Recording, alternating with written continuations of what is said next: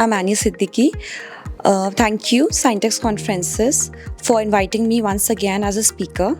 It is my second time in one of the conferences with Scientex.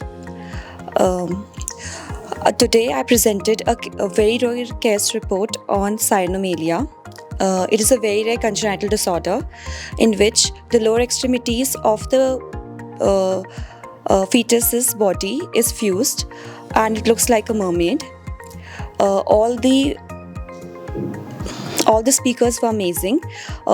We had a lot of fun as well as we learned a lot of things today. All of the topics were quite informative, and we look forward to coming to many more places with Scientex. Thank you so much.